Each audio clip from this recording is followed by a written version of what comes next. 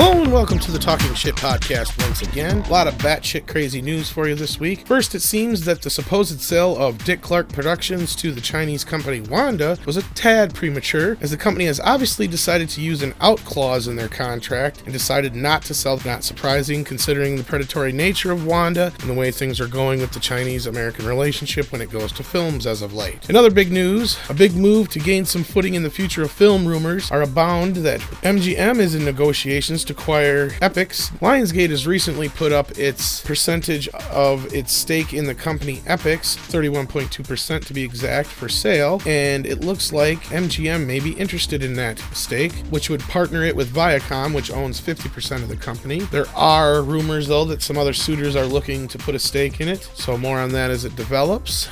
And of course, it wouldn't be a week if there wasn't some WB/DC news and them announcing more possible movies or possible directors attaching themselves or leaving a project. This week's rumor finds X-Men First Class director Mathew Vaughn looking to take on Man of Steel 2. The on-again, off-again sequel has been in talks for some time. The rumor also states that DC may be looking for Man of Steel 2 to be a soft reboot. This could mean a ton of things, and has many speculating. I feel that WB is waiting to see how Wonder Woman and Justice League are received, and they will use Man of Steel 2 to reintroduce Superman's character, reborn, so to speak, after returning from the dead, most likely in the third act of Justice League. Zack Snyder, whose first two films have been very polarizing thus far, and then you had David Ayer's Suicide Squad, which got mixed reactions but not nearly as polarizing as Man of Steel or Batman vs. Superman. And it also managed to snag a puzzling Best Makeup Award from the Academy Awards this year. WB is really seeming to weigh its options and finally obviously hearing a lot of what people are saying about the franchise this far, hopefully. That being that you can make a dark and serious world with superheroes and still have some levity and not sacrifice who the characters are supposed to be. A few will disagree with me, but as I keep saying, WB keeps putting the carts before the horse, and they keep trying to fix course as they are already rolling down the track on this huge train. Man of Steel set things off on the wrong foot to begin with, trying to do a Superman movie just like Batman Begins. Some will fight me on this, I know, because they already have. But the next time you watch Man of Steel, keep that in mind, and you may see what I'm talking about. This whole thing has done nothing but get started off on the wrong foot since Green Lantern, and Nolan not wanting his universe to be crossed over into the new one, but WB still trying to get him involved in Superman, making the Superman film much like his Dark Knight films, because he was like the grandfather on Man of Steel, a producer, and oversaw a lot of its production and pre-production, which to me, if they wanted to start something new and fresh, he shouldn't have been involved in the first place. The same thing goes with the writers and anybody else. Mathew Vaughn has not signed anything yet. There is nothing in stone. This is just a rumor,